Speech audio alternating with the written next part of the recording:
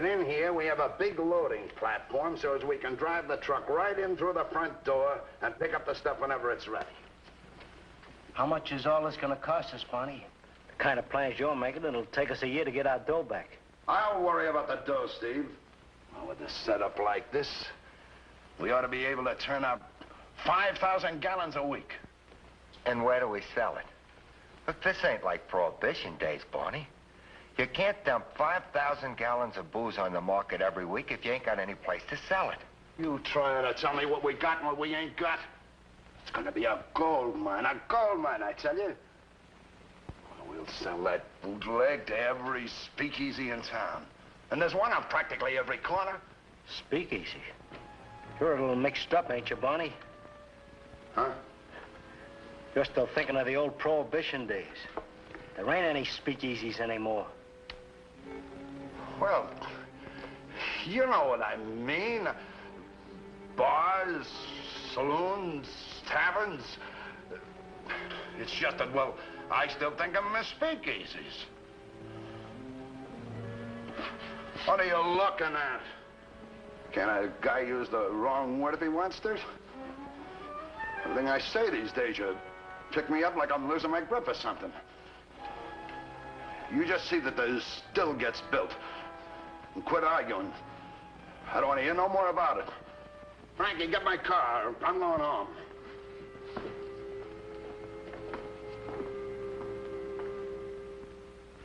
Barney Hoff was one of the few remaining Prohibition racketeers to survive that lawless era and maintain an organization long after many of his gangster contemporaries had gone out of business. His decision to manufacture illegal liquor again in relatively recent times was not a wise one, since it brought his organization into conflict with federal as well as state law. And now, in my role as Chief Enforcement Officer of the Alcohol and Tobacco Tax Division, Internal Revenue Service, I'd like to tell you what happened in the private battle Hoff waged with the Treasury Department. A battle in which we had an unexpected ally, Hoff himself. This is Treasury File 5658, Alcohol and Tobacco Tax Division. The case of the fatal error.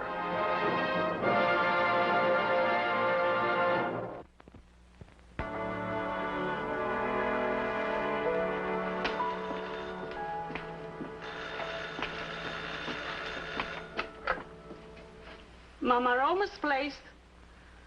Oh, no, he still hasn't shown up, Larry. Tell Barney the boys have been looking for him, Mama.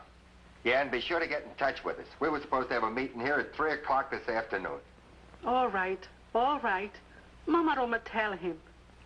See.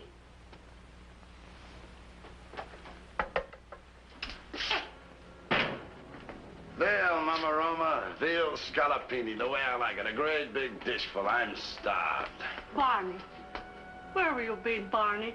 The boys are looking for you. All day they call me up. Want to forget that there are any boys. But Larry, stay. You have a meeting with them before 3 o'clock. 3 o'clock? That's tomorrow.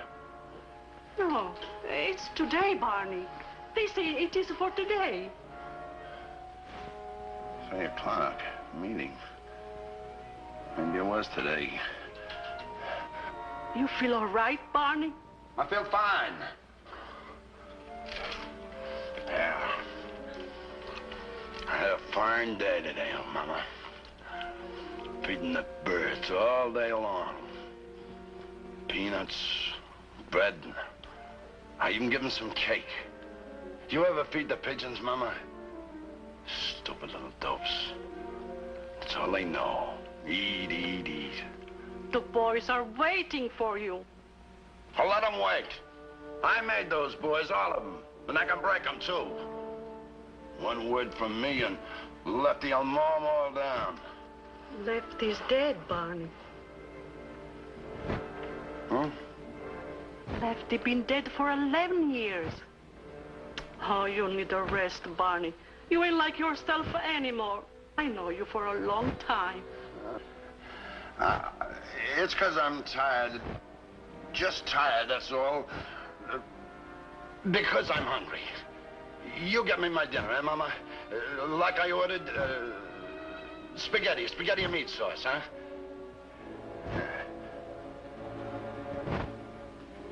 I tell you, he's sick. Sick in the head. Half the time you don't know if it's now or 20 years ago. Take it easy, Steve. It's not that bad.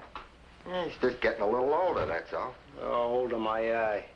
These last 2 years, he's running this outfit like a real blubberhead. First, it was that big casino that folded. Then it was the bookie set up.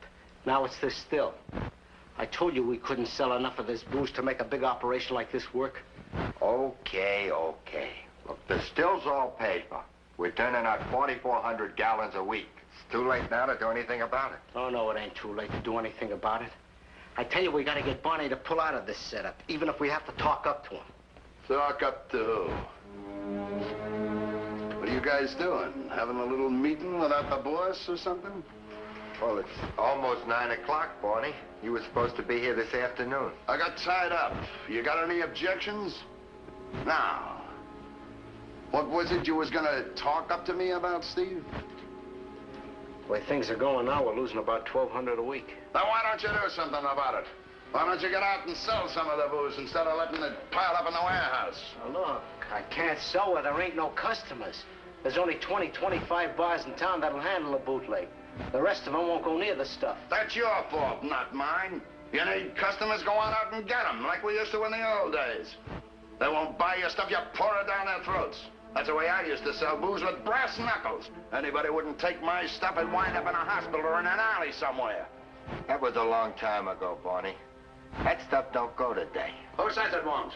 You ain't tried it, have you? No, but... Start tomorrow, first thing. I want 10 new customers by tomorrow night. Now, look, Barney, you can't go around beating up a whole town. I didn't say the whole town. Just pick out a few, work them over, scare them a little, bust up a little furniture. You beat up one guy, 10 other guys fall into line. You beat up 10, you got 100. Well, what's the matter, you yellow?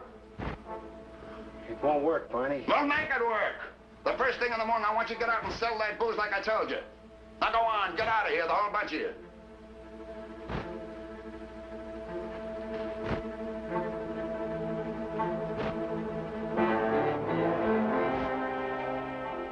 The next morning, in keeping with Barney Hoff's instructions, Steve Lodi and a pair of newly hired muscle men embarked on a tour of violence which was reminiscent of the old Prohibition days. Tavern keepers, bartenders, and saloon owners in the Detroit area were threatened, beaten, and intimidated into agreeing to buy bootleg liquor which the Hoff gang was offering for sale. All right, Joe, that's enough. Let's get moving. Most of the victims were too frightened to oppose these hoodlums or even to seek the aid of law enforcement authorities. However, one bar owner who refused to buy the bootleg liquor was courageous enough to report the matter to the Detroit police, and from them, the information was passed on to us. Quite a report, isn't it, Duncan? A tavern owner being beaten up by gangsters pushing bootleg liquor. Like turning back the clock to the 1920s when rival mobs used to stake out their own territories. Were there any other barkeepers in the area beaten up by these thugs? Or is this the only complaint? Well, this is the only one reported.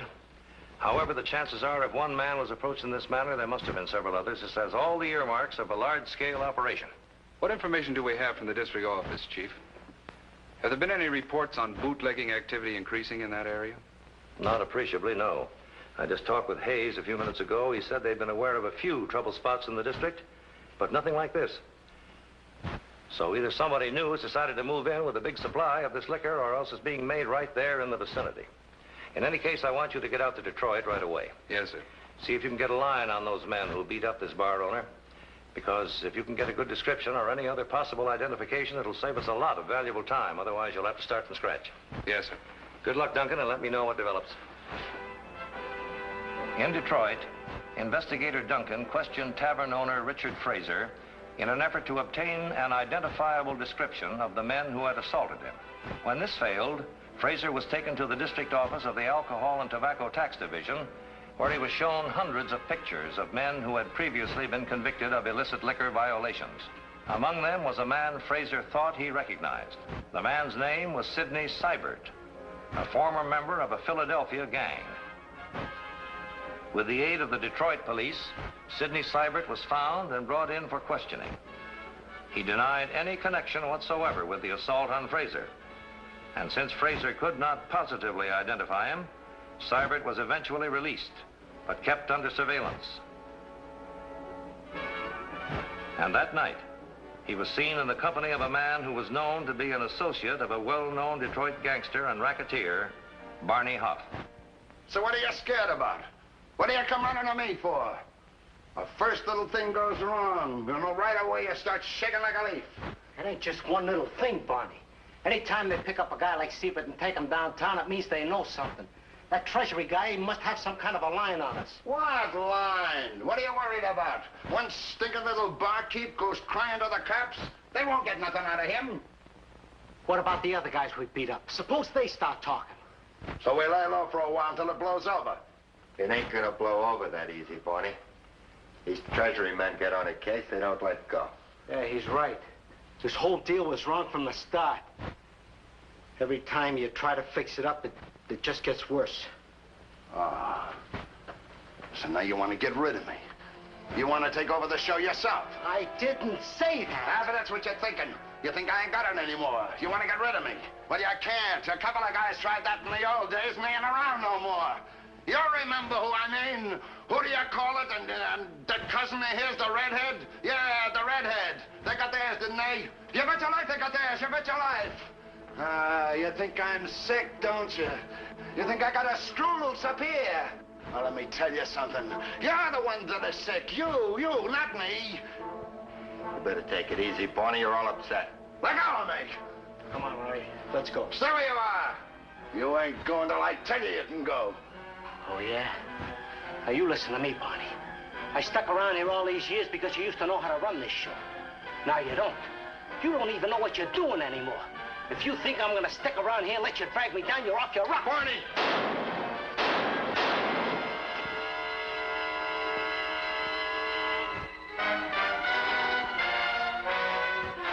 Get him out of here. Get him out of here quick. I don't feel so good.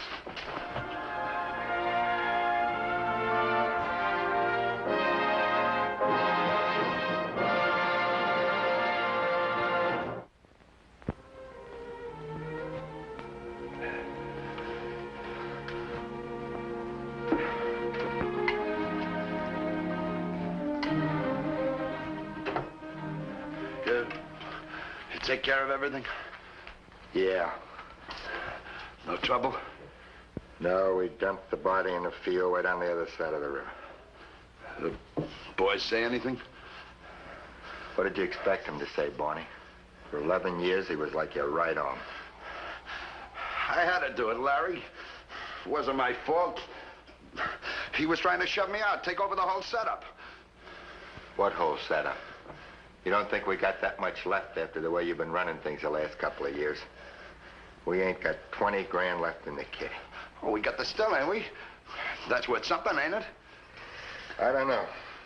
After what you've done to Steve, it's gonna make it tough on all of us. I had to do it, Larry. It was him or me. Don't you see? If I let him shove me around, then I wouldn't be able to handle the boys anymore. You know what it's like when you start to slip. They jump you, all of them, right down to the littlest guy. I'll see you later, Barney. I'm sorry, kid, but I had to give it to him. It was him or me. That's right, Larry. It was him or me. Him or me. Him or me. You're sure, Mr. Fraser? You're quite sure that this is one of the thugs who assaulted you that night and tried to force you to buy liquor from them? I'm positive, sir. That's why I called you. The minute I saw this picture in the paper, I recognized him. Well, I certainly thank you for your cooperation, Mr. Fraser. A lead like this can be very helpful. I hope it is, Mr. Duncan. I hope you get the whole rotten gang. Well, we're certainly going to try. No, Chief, we haven't made too much headway as yet.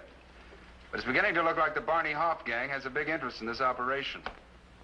Steve Lodi was one of Hoff's top men for the past 11 years. Mm-hmm. Well, has any evidence turned up that Hoff might have gone into bootlegging in recent months? I see. And what about the murder? Have the police implicated Hoff in any way? No, sir. He's got the usual airtight alibis for himself and all the boys in his outfit. They haven't been able to pin a thing on him, but they're still trying. All right, Duncan, keep checking the local taverns for any sign of further violence or bootlegging activity. And if there's any way at all of you finding out why Lodi was murdered, it might be the answer to all of your problems. Right. In an effort to find out the reason for Steve Lodi's murder, several members of Barney Hoff's organization were placed under surveillance. And although no bootlegging activities were revealed, it became evident that Hoff's henchmen were deliberately laying low for a while, temporarily at least, avoiding any contact with taverns which might purchase illegal liquor. This, however, did not prevent them from making an occasional visit to a warehouse in a relatively deserted district of town. A warehouse which appeared to be closed down. Duncan checked the ownership of this warehouse in the county files and learned that only 6 months ago, it had been sold to a man who had handled several past real estate transactions for Barney Hoff. The warehouse was placed under surveillance. Meanwhile, in Mama Roma's place,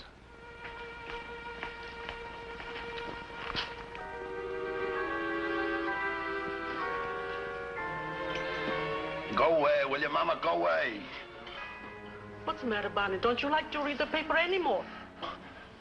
Enough. I got enough of it all day long. Every 10 minutes they call me down to headquarters. They won't leave me alone. Why, Barney? Why?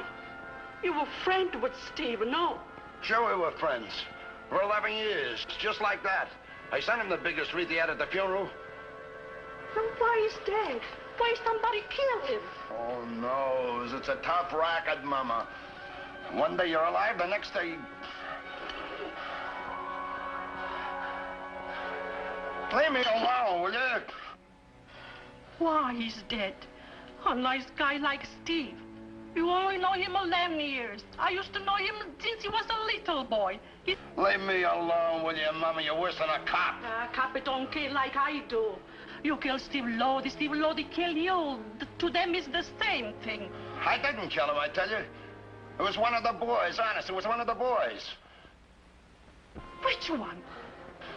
Larry and them wanted to take over the bootleg deal. Only Steve wouldn't let them. That was what the argument was about. That's how Steve got it. Right in here, twice. Larry? Larry gave it to him? Yeah, twice, right in here. Larry, after all I'd done for him, if it was anybody else, I'd have blown his head off. Now I don't care anymore. I don't care about any of the boys. They're no good, Mama. They're just no good.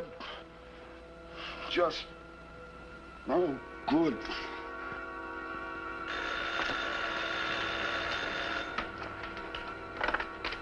Yeah. Oh, yeah, Mama. What is it? He told you that I was the one who... No kidding. Uh-huh. You bet, Mama. Oh, of course I gotta do something about it. The way he is, he's liable to go to the cops. Yeah, thanks, Mama. Hey, what's up, Larry? Plenty. Pop's completely blown his stack. He's acting like a stumble bum. He's going around telling everybody the outfit's busted. And he's blaming me for knocking off Steve Lodi. Holy mackerel. Frank, get the boys together. We gotta have a meeting right away. Right.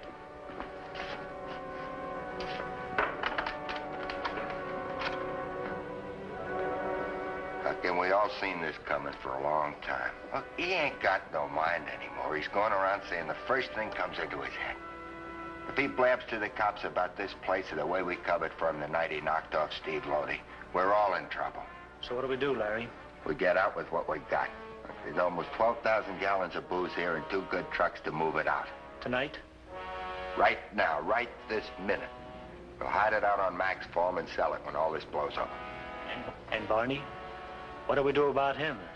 If he talks like you say... He ain't gonna keep talking.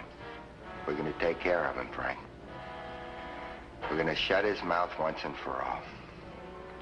Now, Sid, get those trucks out. Get every can of booze out of here. When it's all gone, I'm gonna bring Barney back here and leave him here. Oh, good. The decision to move the bootleg liquor to another hiding place played right into the hands of our agents, who had been keeping the warehouse under surveillance. The first truck was stopped less than a half mile from where it started. And when the load it carried was examined, both drivers were placed under arrest. The second truck to leave the warehouse was similarly intercepted, and the drivers of that truck, too, were arrested. Meanwhile, in Barney Hoff's office... It's important, Barney. The boys are getting out of hand. They want to start selling again. They ain't been paid in a couple of weeks. Well, why not? Where's Steve? I give him the money for the payroll. Why don't he take it over there? Steve ain't around, Barney. He's got to be around. He's got the dough. I told him the boy's got to be paid. He knows that. Come on, Barney, let's go. No, wait a minute. I want to talk to that Steve. He's been acting too big for his britches lately. Talking big. Telling me I'm getting old, slipping. Well, you know what he said to me this morning? Said I should step down. Yeah, you can't trust a guy like that, Larry. All these years, I always needed a guy I could trust. It was always you, Larry. Larry would never cross me, I'd say. A guy you could trust. You wouldn't cross old Barney, would you? Of course not. I'd never cross old Barney. Atta boy, kid. Atta boy. Where are we going, kid? Huh? Where are we going?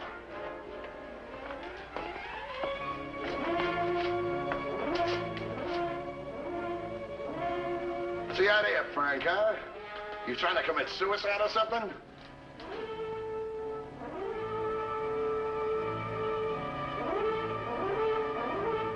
Sid, Steve, take care of this punk. He's losing his head. Larry, where's Steve? Where are the boys?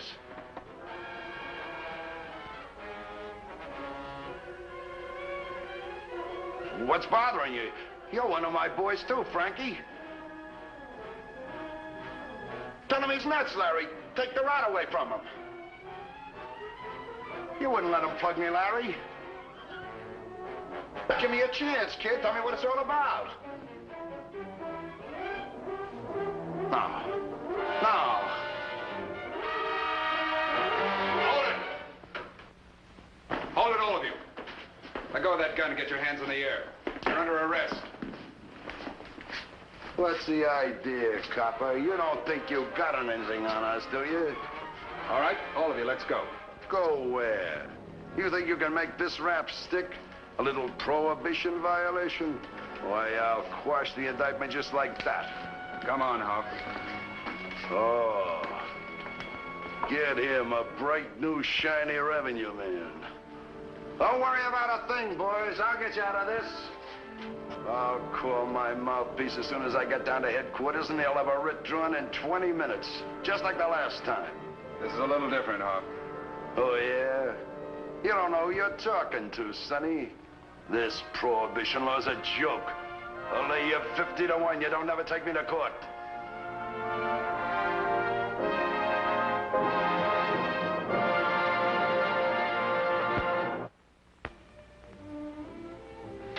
In one way, Barney Hoff was right. Based on the recommendation of a board of psychiatrists, the court declared him insane, and he was never actually brought to trial for the murder of Steve Lodi. However, he was committed to a state institution for the criminally insane, and within a year after his interment, he died of paresis, the disease which had affected his mind. As for the other members of his organization, Larry Menorca and Frank White were convicted by the state of Michigan for complicity in the murder of Steve Lodi. And some 14 other members of the gang were convicted in a federal court for the manufacture and sale of illicit liquor and were sentenced to long terms in a federal penitentiary.